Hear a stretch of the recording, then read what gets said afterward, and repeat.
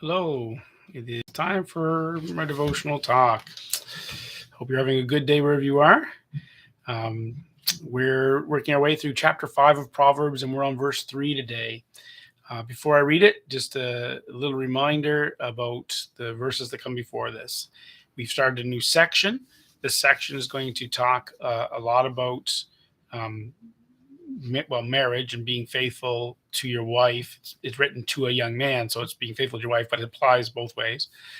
And so this section is that. It starts off by saying, to pay attention to the teachings, to be careful about listening to them, um, and to observe, so that you'll be able to observe and know what the right thing to do is. And then it gets verse 3 to give the danger. Here's why you need to know that. And the whole point is, in this particular chapter of Proverbs, is you've got to pay attention to the wisdom of God, the ways of God, and you've got to keep your mind on it so that you will know when these moments come, when these moments that can distract you and take you away from God, when they come, you'll be able to identify them. Now, specifically applying it to marriage, and I'm going to do that today as well, but it's very transferable. But let's read the verse. So with that in mind, pay attention to God's ways so you'll know when the wrong path shows up. You'll know that it's wrong path. Verse 3, for the lips of an adulteress drip honey, and smoother than oil is her speech.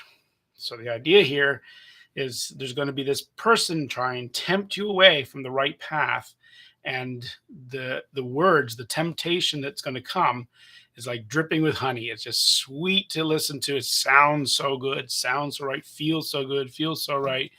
And that's the temptation. And so that's why we need to know God's ways, so we can know when that moment comes and we can guard ourselves against it. And that's the whole idea there. So to expand this a little bit, it's worth talking a little bit about how this happens in life. This idea of using arguments or using our words to try and convince people to do things is very, very common. Of course, we see it all over. We all do it to some degree. We all try to convince people of things, right? That's part of life. But this idea of the adulteress, dripping with honeyed speech, but really trying to lead you into a bad choice, that's not uncommon. I mean, salespeople do it, and not all salespeople do it, but salespeople do it. Politicians, once again, not all politicians, maybe, but many politicians will drip honey off their tongue, and well, they actually turn out to be something different. As we've all experienced that, we know that's true.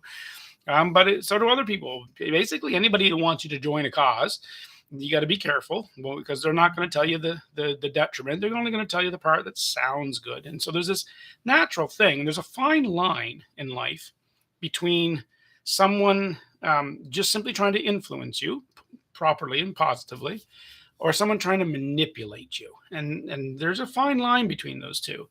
The person who's trying to influence you isn't afraid of opposition. They're not afraid of hearing the contrary.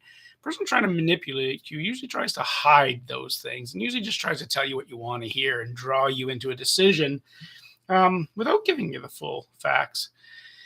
And that's kind of what temptation is like. This is how temptation works in life, whether it be from other human beings or whether it be from Satan.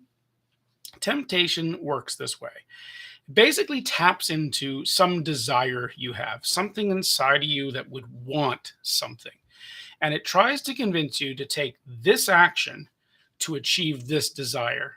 And this action may or may not get you to that desire. It might, and it might not. But the key is the person tempting is trying to get you to take that action because it gets them to what they want.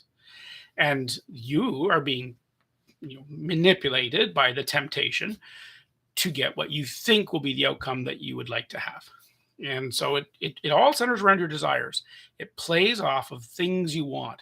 Sometimes it plays off things you blatantly and obviously want. Sometimes it plays off things that are a little more subtle, and maybe you didn't even realize you want it, such as the desire to be affirmed, or the desire to be accepted, or the desire to be liked, or whatever. And you may not even realize that's the thing that's driving you forward. But the tempter often does realize that, and they play off those fears and insecurities or desires. They're all some form of desire. And they will say things that make it sound like you'll get that if you do this. And so that's really, really troublesome. And that's what we have to be guarding against. Now, What happens is as that temptation sinks in and starts to hit us in those desires, then that part of our subconscious kind of activates and goes, "Yeah, I want that." And it sends sort of, so to speak, messages back up to your brain that are contrary to good thinking, and they'll say, it'll basically encourage your brain to turn off your critical thinking. Don't think about the opposite. Don't think about the negative effects. Don't think what you're doing. Don't think at all. Just feel your way through this, right? And we'll play along, and I'm gonna plug my ears to contrary to something that's not tempting me. I actually want to be tempted because you want what you think is going to be better. And so you turn off your mind and you turn off anything that's against what your desire is. And so then the temptation works, or you start to actually help the tempter by giving reasons and playing along, and actually ritualizing with the tempter to try and yeah, that's a good point. That's something I will, yeah. And you start to actually advocate for the temptation yourself, because inside yourself somewheres you like what you hear. You like the sweet sound of the argument. You like what you think is going to give you, but it ends up leading to a fall, and a really awful one at that. It ends up destroying you and hurting you, and so it's really bad. Um, and so that's what temptation works like. And just a little warning here: one of the biggest tricks of temptation in our day and age, especially, one of the biggest tricks of temptation is tempting you to think that by doing this thing, you are only acting upon your own true self. It convinces you that this is really just you being authentic. And that's a lie. It's not you being authentic. It's you just answering a base instinctual desire. That's all it is. It's not authentic, any more or less authentic. It's not has anything to do with authenticity. It has to do with something different. But it'll convince you that that's what's going on here, and that somehow you're being virtuous by doing the wrong thing. And that's the real danger. And that's kind of what happens with adultery. What this shows is that you have somewheres inside yourself, you have become accustomed to allowing your emotions to drive you forward. So when it feels right, it must be right. And so the temptation works because that's what you've become accustomed to. So that's why Proverbs says in the first two verses, pay attention to the teaching, pay attention to what God has taught you, because that's what's going to help you. That's what's going to help you defend yourself against the adulteress who comes along and does this. Now, I want to apply this specifically to marriage, since this chapter does deal specifically with marriage, and just want to remind you of something. If you're married, or if you ever get married, marriage is not simply a tax break. That's not what marriage is. The government may say otherwise, but that's just the government doing their thing. Marriage is not just a tax break or a situation that you choose to live in, like having a roommate. Marriage is a promise that you and someone else make together. Two of you make a promise to each other for life. It's supposed to be for life. It's not a promise of "I'll love you for now." Imagine that on your wedding invitations. So and so and so and so are committing themselves for the next week and a half. It's not. That's not what it is. It's a promise for life. I will be with you in richer and poorer, in sickness and in health, in everything. Right? I will be with you for better, for worse.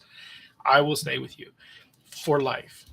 That's a promise you make, and the other person makes that promise, and you trust each other that the promise is going to be kept. And part of that promise is fidelity. I will stay to you and to you only.